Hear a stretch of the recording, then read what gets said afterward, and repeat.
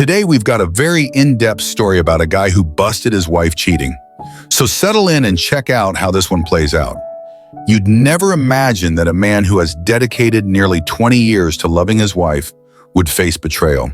But that's exactly what happened. One day he comes home early and finds an unfamiliar truck in the driveway. From that moment, everything changes. What will he do when he catches his wife betraying him on their very bed? Stay tuned to find out. I'm at a complete loss. I don't know what to do. There were signs and I overlooked them. I was blinded by love and never imagined this would happen to me. Not with her, my wife and best friend of nearly 20 years. I work out of town and wasn't supposed to be back until tonight. We were supposed to leave for a 2-week road trip tomorrow.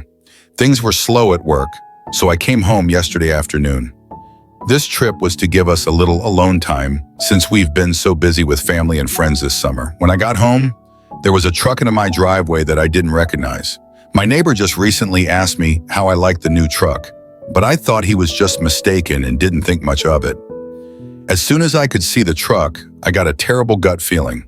I loved my wife and trusted her completely, but that feeling was there and strong. I snuck around the side of the house to our bedroom window. It was open and I could hear them as I got close. I looked in the window and my worst fear was confirmed. They were right there, completely naked on my bed. I walked away. I've been fighting the urge to do something that I know I will regret. I'm struggling to care what happens to me at this point. I went to my family's cabin for the night and drank everything there. Today I was on my way home to confront her and decided against it. I'm not ready. All I can feel is anger. All I can think about is violence. I'm not in a good place right now. I'm not good enough to see her. I'm back at the cabin now. I have a 60-ounce of rum and I've been staring at it for an hour. I want to get drunk and forget this, but I don't want to get drunk and make bad decisions. I know this is a critical moment in my life, and my actions in the coming days will dictate the rest of my life. That's why I'm here. I need help. I'm not ready to speak to family or friends, so I'm reaching out to strangers. F this world. Update 1. The amount of support and advice I received is unbelievable. I actually got choked up just realizing how many great people there are out there willing to help a stranger. It gives me a bit of hope for the world at a moment when I needed it the most. The downside to all this support is that I am struggling to respond to people. I have over 600 private messages unread and several hundred comments unread. I want to say thank you to everyone individually, and I'm going to make an effort to do that. But it won't be quick, so I will just start by giving a big thank you to everyone for your kind messages and helpful advice. It really means a lot to me. I have noticed several comments and questions that keep popping up and wanted to provide clarity in addition to my minor update. If you can't tell, I am feeling a lot better today. The pain almost completely went away. I still feel like I've been punched in the gut, but otherwise I have begun looking to the future. It has been 2 days, so this doesn't seem right to me. Is this a calm before the storm, or am I just freakishly resilient? As for the questions and comments I've received, here are some of the cliff notes to clarify some things. When I said wife and best friend, I was referring to the 2 roles my wife played in my life. The other guy was not my best friend or even someone I knew. I didn't get a great look at him, but from the quick glance and seeing his vehicle, I don't feel like this is someone I know. We do not have kids. We were planning to have them soon, though.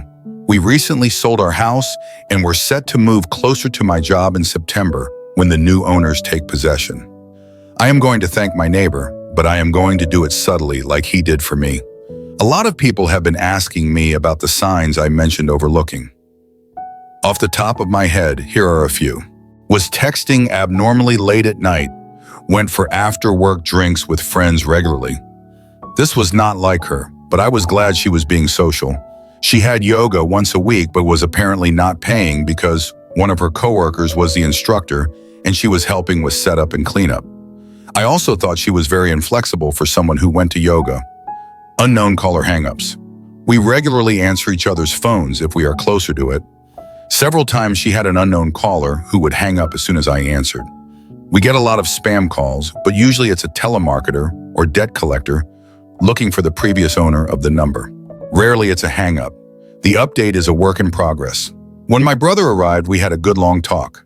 He has been my true best friend, and I realized I need to always remember that and know that he will always be there for me without judgment, the same way I would be for him.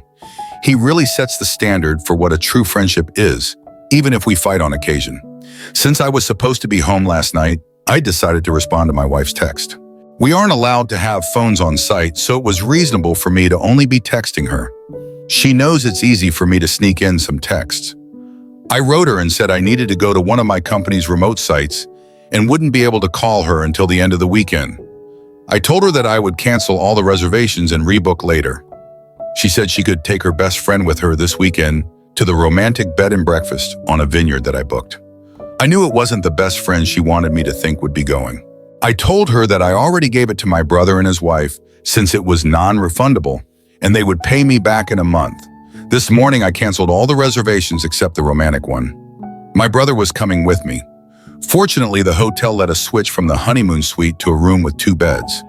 There also happens to be a really nice lake and boat rentals nearby, so this just turned into a long overdue fishing trip with my brother. This means I am free for the weekend. I don't have to write her or talk to her for a few days, so that relieves some stress and gives me more time to think. I'm currently in the mindset to get a divorce. I honestly can't see it any other way. My brother is supportive of this, but has asked me to take a few weeks and speak to someone. His wife has a friend who is a couples counselor and is willing to talk to me on Monday. I don't see it changing my mind, but at least it might help untangle some of this mess for me. I'm also taking a bunch of the advice on here and starting to speak to lawyers, at the very least to prepare for what I think is inevitable. I want to do this right. I've never thought of her as someone who would try to screw me over, but I also never expected her to cheat, so I think I need to be prepared for anything. Thanks again, everyone. I'm going to try to enjoy my weekend as much as possible. Update 2. A lot has happened in the past few days. I'll start with the less important stuff. My brother Matt and I drove nearly 5 hours to the B&B on the vineyard. I really appreciate him being there for me through this. It was more of a venting session than anything, but it really helped clear my head. After spending the better part of the drive whining to him, I just wanted a little alone time while he wanted to go out for dinner. I stayed in the room and he went out to eat and took me back some food. He also managed to run a boat for the next day. On Saturday, we hit the water. The owner of the B&B knew about our plans for fishing and was nice enough to pack us a small cooler of food and drinks. It was their way of making the romantic package more useful for 2 brothers. It was a nice gesture. Fishing wasn't good. We both caught a couple of trout that we had to release due to their size, so the snacks from the B&B worked out great. We stopped fishing at mid-afternoon and then drove around to all the vineyards and fruit stands, buying food and cases of wine for Matt's wife, Jen. That night, we went for the biggest tomahawk steak we could find. On Sunday, we drove back to Matt's place. He lives in the next town over from me, which is about an hour away from my place. When we arrived, Jen was there, and we all sat and cracked a bottle of white we had chilling in the cooler. This was when the weekend officially ended for me. Jen told me that while we were away, that she decided to go spy on my wife. She told me that the guy was at my place on Friday night, all night, but Saturday morning, she managed to get there just as he was leaving. She followed him home and found the apartment where he lived. My wife stayed over there on Saturday night. The same time, she was sending me text messages saying she loves me and misses me. Jen said that she was splitting her time between visiting family who live in my town and stalking my wife. She said that she happened to catch my wife leaving his apartment on Sunday morning and took a few pics of them, hugging and kissing before she got into her car. I don't want to see them. That pretty much sealed the deal for me. I don't think I could ever trust her again if she can turn it on and off so easily to tell me she loves me while being with a different guy. Still, I decided that I am not going to jump to a knee-jerk reaction based on emotions.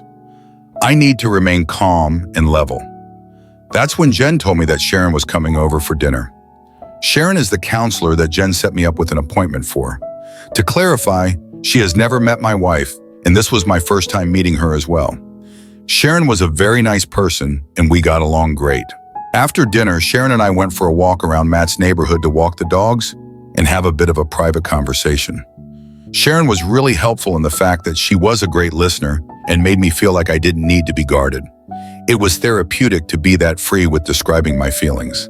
As much as I am comfortable with my brother, this was just different and very needed. It's the same reason why I like writing this on Reddit. It's a vent session that helps me untangle some of the mess in my head.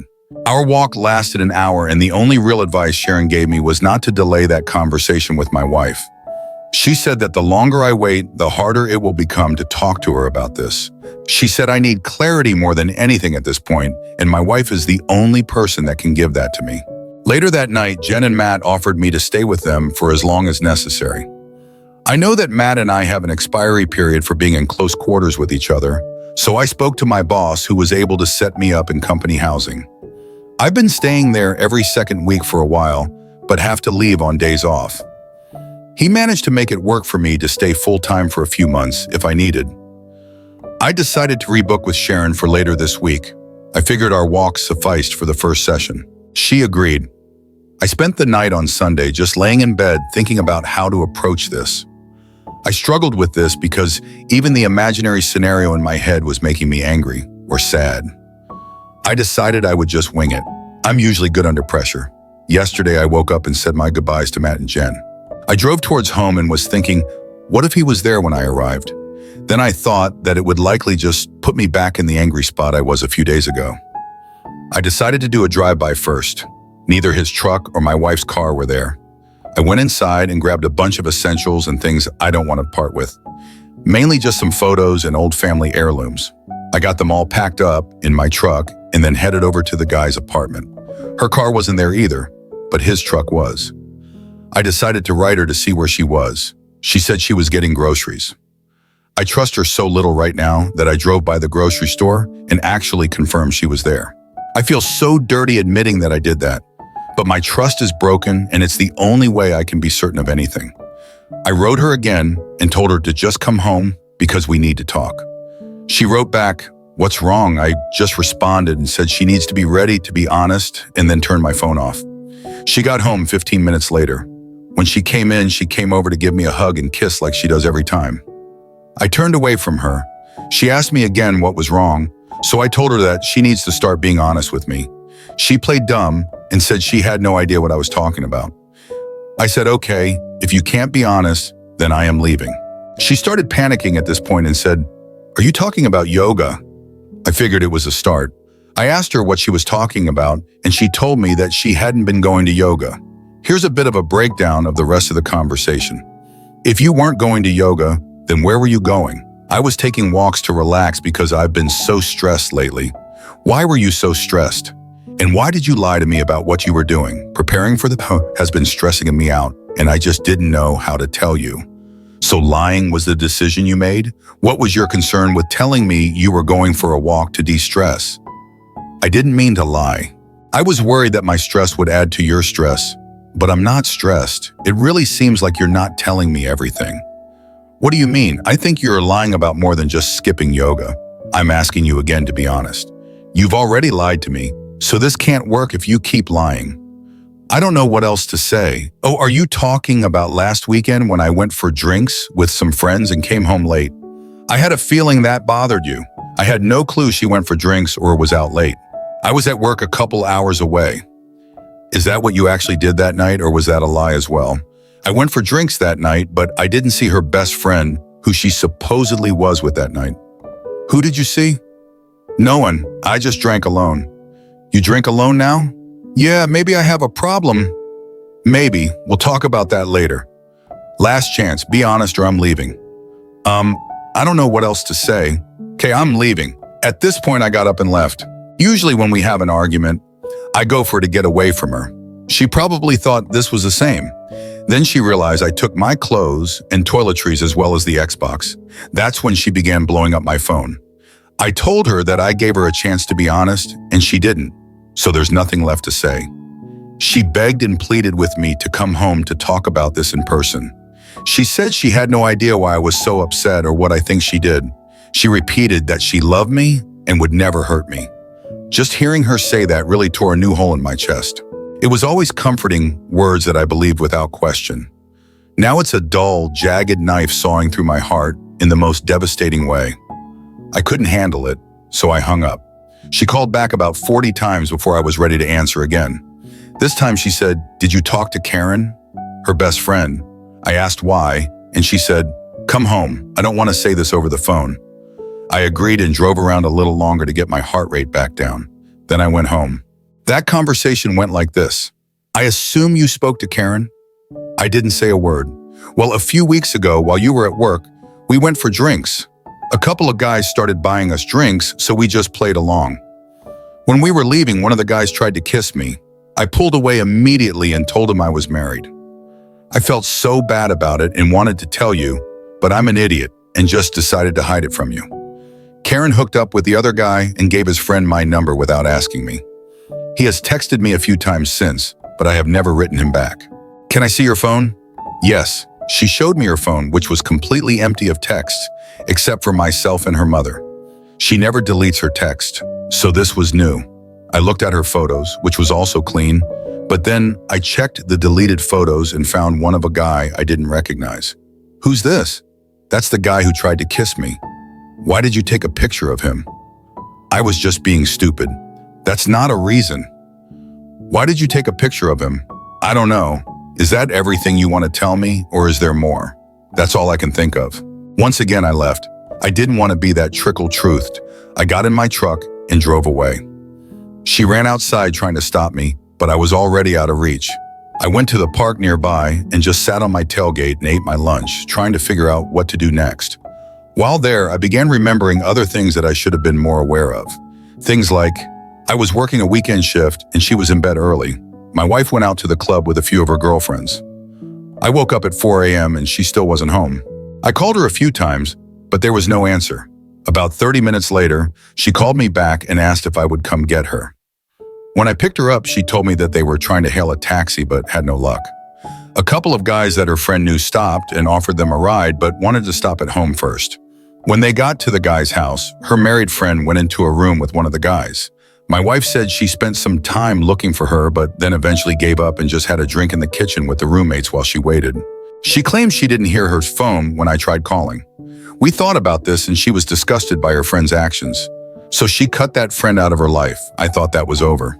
Another time, she traveled to visit a close friend in a different city. It was a planned girls' night. There were 4 girls all getting drunk and watching movies in their PJs. At least that's what I was told. Then she called me around 1 a.m. to say goodnight. We spoke for about 20 minutes and she repeatedly told me that they were having a great girls' night. Then I heard a guy's voice in the background. I asked who it was and she denied hearing anything at first. Then it happened again, loudly. She couldn't deny it, so she was like, "Oh yeah, X took a couple of guys with her." Everyone here is super pissed about it.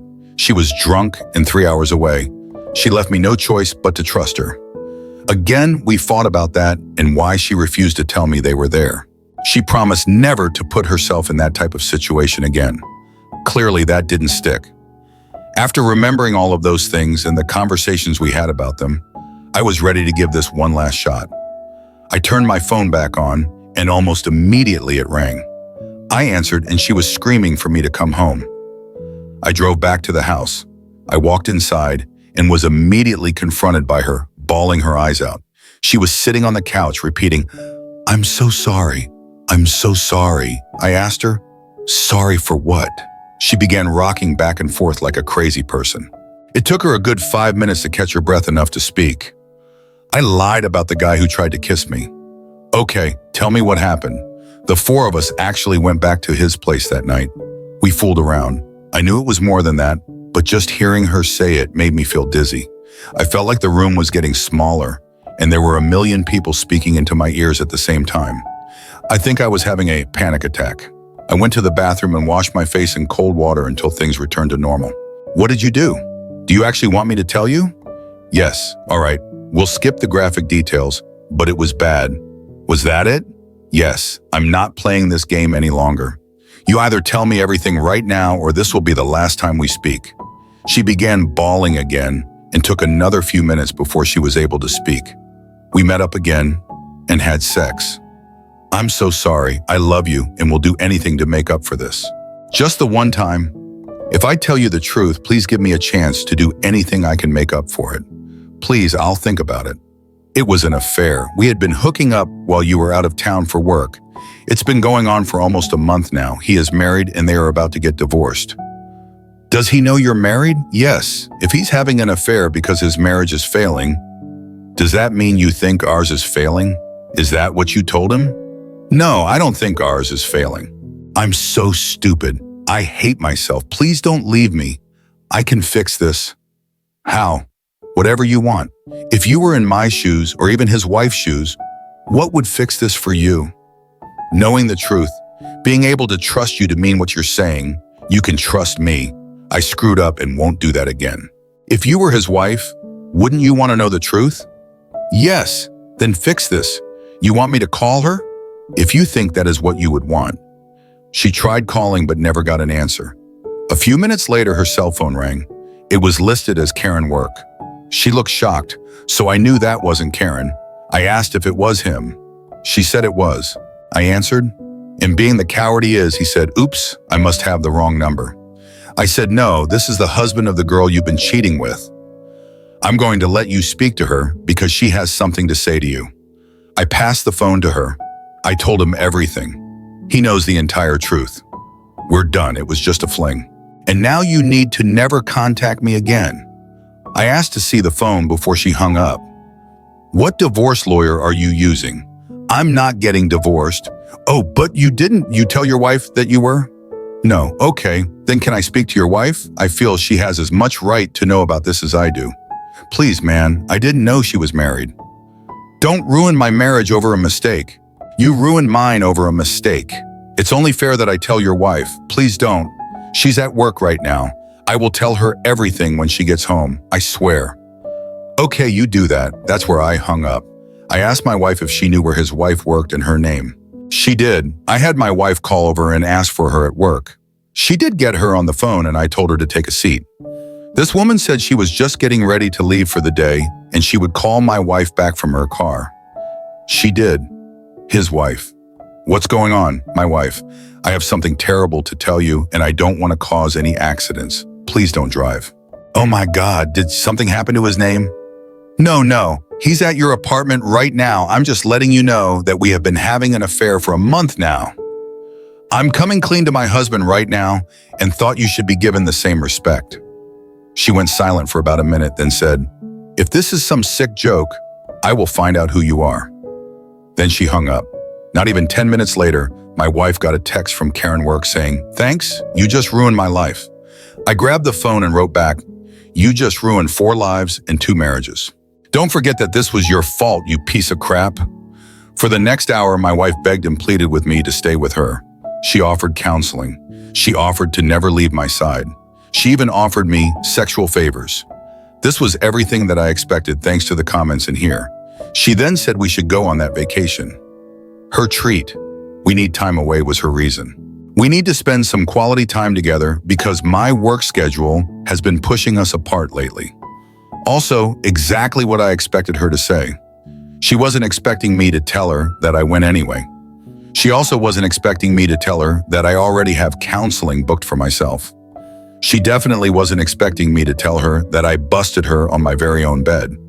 I could only imagine she didn't expect me to have a place already lined up to stay. When I told her all of that, she fell to the floor bawling. She started saying how she didn't deserve to live. She told me I should just kill her right now because she's too terrible to be with anyone. It went on like that for a while.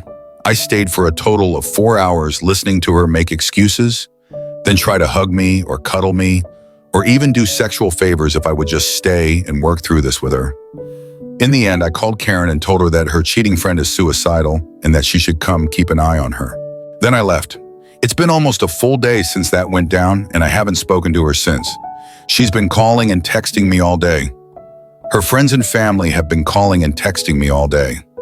Everyone has a different excuse or a different plea for empathy. Her father is the only one who wrote me and told me that I need to do what is best for me, and he will always love me like a son no matter what happens. Reading that was what made me have a good cry for the first time since all this began. I meet with Sharon, my counselor, tomorrow and a lawyer on Thursday. I think you know where this is going, but until it happens, I'm just not sure about anything. Final update.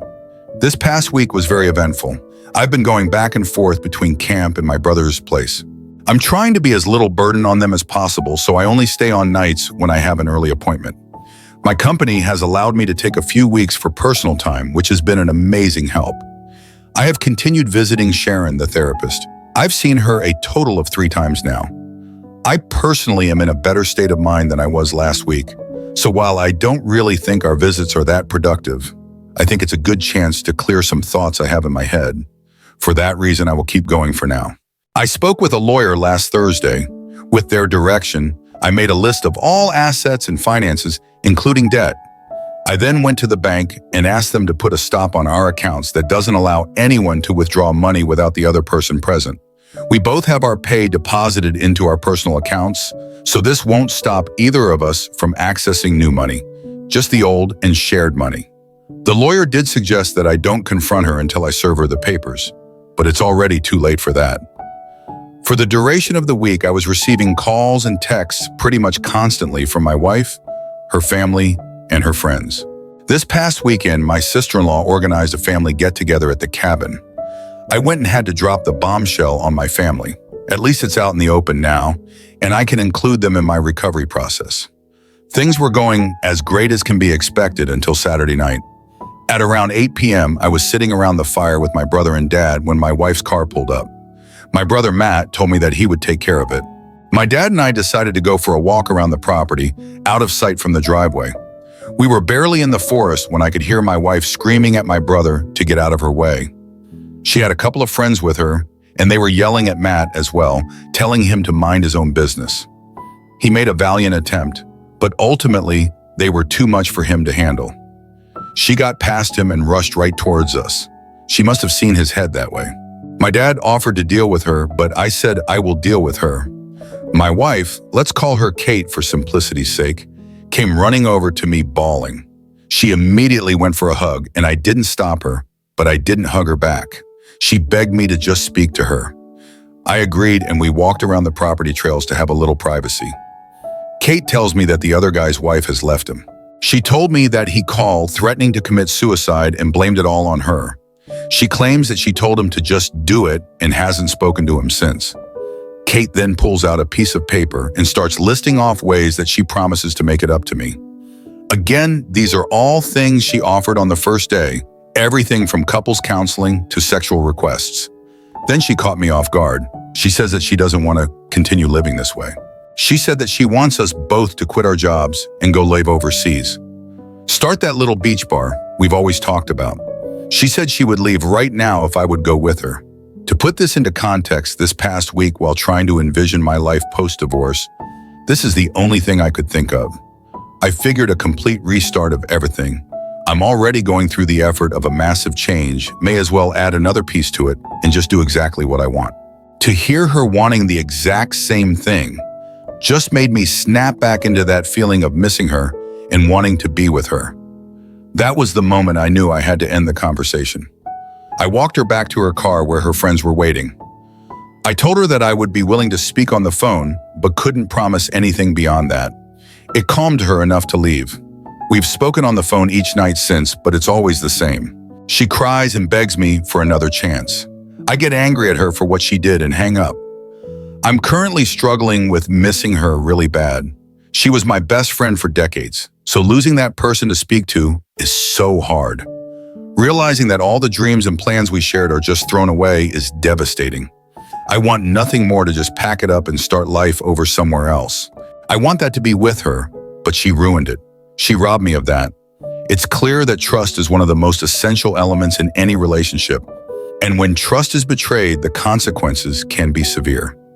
The story we've just explored is not only a lesson about betrayal, but also a reminder of the strength we possess to face challenges. We all go through tough times, but what matters most is how we respond and choose our path forward. Can trust ever be rebuilt after betrayal? That depends on the individuals, their ability to forgive, and the sincerity within the relationship. When you face hurt, remember that no matter how difficult things get, peace can always be found within yourself. What's important is to confront the truth, learn from mistakes, and find a way to move forward. In those moments of hardship, it's perseverance and courage that will help us overcome. Thank you for following this story.